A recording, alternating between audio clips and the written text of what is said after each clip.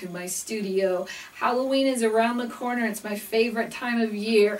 I'm going to be teaching you how to do this skeleton candle with dripping red blood. Ooh, spooky. All right, we're going to start, and I'm going to be using an embossing tool or a heat gun, and I think you really do need one that's hot. I don't think a blow dryer would be hot enough, and I've got it just hanging on a hook just so I can let it go, but you can do it with your hand. That's not an issue.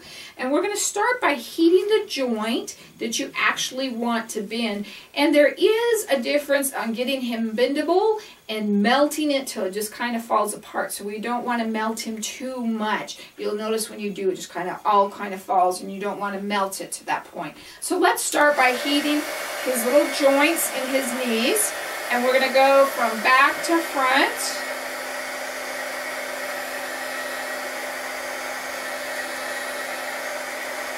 And you'll know if you heat it too much because it literally will just droop, like the leg would just kind of fall down. And see if it starts to bend. It's almost there, but not quite.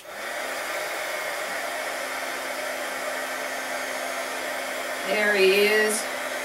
And you don't want this part to bend, you want the joint to actually bend. So we're going to set it the way you want it, into the position you want it, in our ice water. And it really is important that you use ice water. If you don't and you leave it, it's just going to kind of come unbent. You're not going to get the distinction that you want. So the ice water is real important. And it needs to be very, very cold with the ice, not just cold water. So let's go ahead and do this again.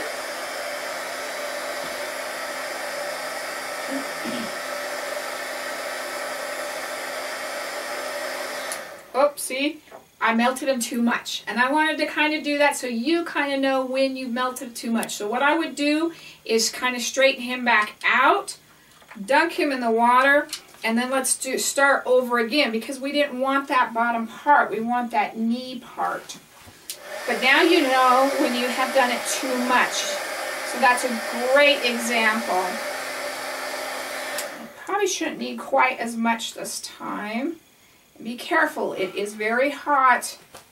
So we've got that guy, and we've got it in. Good. So now we have his little knees bent. So I'm going to do his arms. And I'm going to start with his shoulders to bring his arms up a little bit. And then we'll move his hand around a little bit as well. He looks so stiff. Looks like he's been laying in a coffin for 100 years. Ha ha ha. So we're going to bring this up just a little bit. Not too much. I'm going to dip him.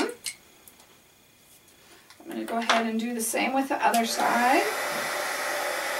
Be careful with the water and the electricity. You probably should dry off in between.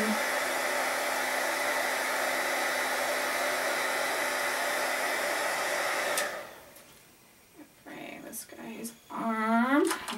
Dump him. Okay, so now I want to kind of bend his arm around like he's patting his buddy or something. So I'm going to melt that area.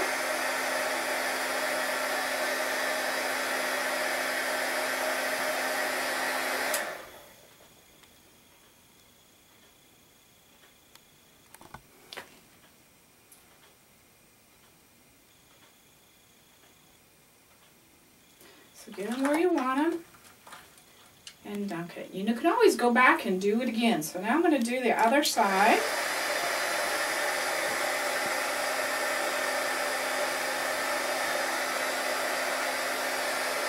Oops, I let him, that one went real fast. So we're going to do it again. We're going to leave it straight. We're going to dunk it and we'll redo it. Because it's this part that bends, not the joints.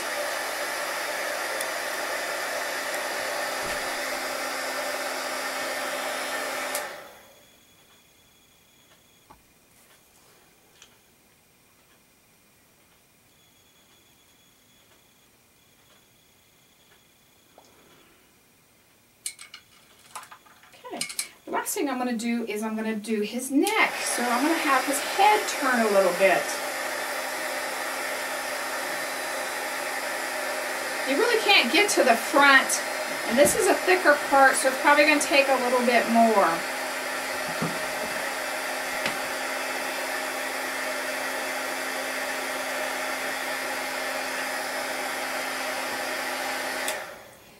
See if we can turn it just perfect. So we've kind of got him turned just like that. Give him a good dunking. And that is how you position your little skeleton.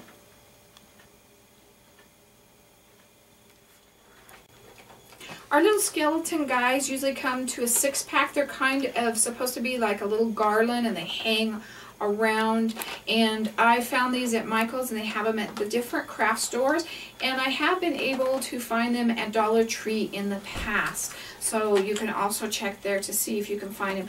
I do a lot of fun other crafts with them as well as necklace, so check out older YouTubes from previous years as well. Another thing that I want to do with this project is I want to take this little guy and I want to spray paint him with glow-in-the-dark paint first when we're done with our candle, and then glue him on. So that ought to be a lot of fun. So we're going to start with our candle. The first thing I'm going to do, and these are just real tall, I think they call them like tapestry candles, and you get 2 in a packet at the Dollar Tree or dollar store, and I'm just kind of trimming the bottom part down so that fits into our glass candle holder. And the candle holders you also purchase at the dollar store or Dollar Tree. They're a pretty main staple there, and I use them. I should invest in them. I probably use those more than anything else. I love glass candle stands. So we're going to be using our low temp melting pot and put our Crayola crayon into the melting pot to form our color, and we're going to fill up our well. I'm going to give you a link at the bottom of this, so if you have any questions about the melted wax technique, it will show that to you and kind of teach you the basics and how to load it. Today we're going to be doing something a little bit different. I'm going to be using a glass eyedropper, and it does need to be glass, not plastic. That is very important. And we're going to warm up the wax in our glass eyedroppers, and I only use one eyedropper for each color, but only load it up to about 3/4 of the tube. Don't get it up into the bulb, because when the wax dries and hardens, you can't squeeze the bulb, and it's very hard to remelt and get out. So we're going to start just by dripping some of this down. And there is no right or wrong to it. I'm going to start at the top. And if I want it to go a certain direction, I kind of pull it down that way.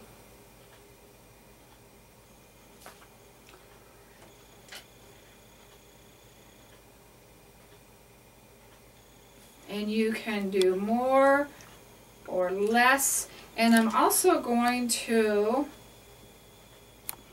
do a couple of layers, so don't worry about it doing all at once. I'm going to heat this up because it helps spread it out and makes it look even better. And I'm going to go ahead and put it into my candle holder. And I'm going to be using a embossing tool or heat gun. And what happens when you melt the wax, it starts to expand, so it even gets wider and thicker.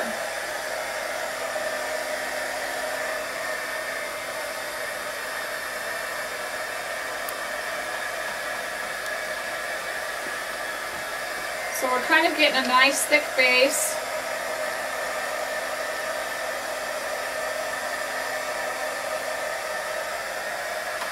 So I'm going to come back in and I'm going to do some more red wax. And you can see it's going to go even further this time because it is warm on the candle.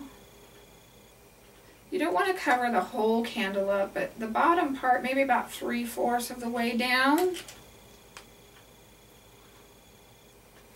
And then while I'm doing that, I'm also going to come and I'm going to put some onto my glass candle holder, just to make it look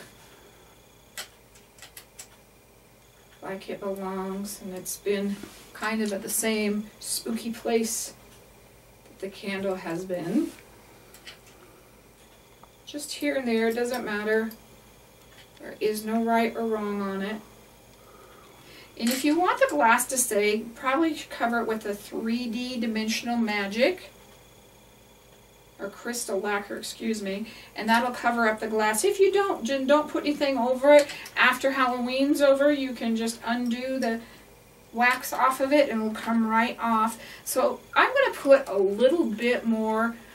This is my Cosmic Metallic Crayon, and I just want a little bit darker color just to give it a dimension.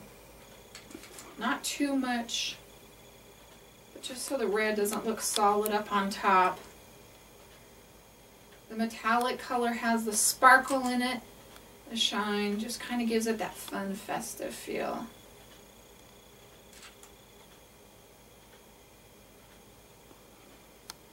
One more long one right there.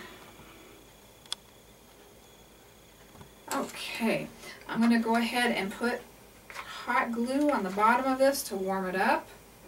Let's just put it in here, just around the edges to kind of melt and hold our candle into place. Perfect. Make sure your candle is nice and straight. And don't forget to spray your little guy with glow in the dark.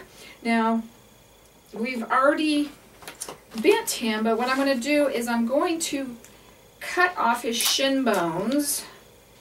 Not shin bones, butt bones. I don't know what that is. His tailbone. There we go. And that's going to make him sit even better around that candle. So we're going to get his arm there, and then he's going to sit on the candle, and we're going to hot glue right there, and he will be in place. And then you have your fun little skeleton candle holders, and those are just a lot of fun. Won't those be great centerpiece or something to talk about at the Halloween party?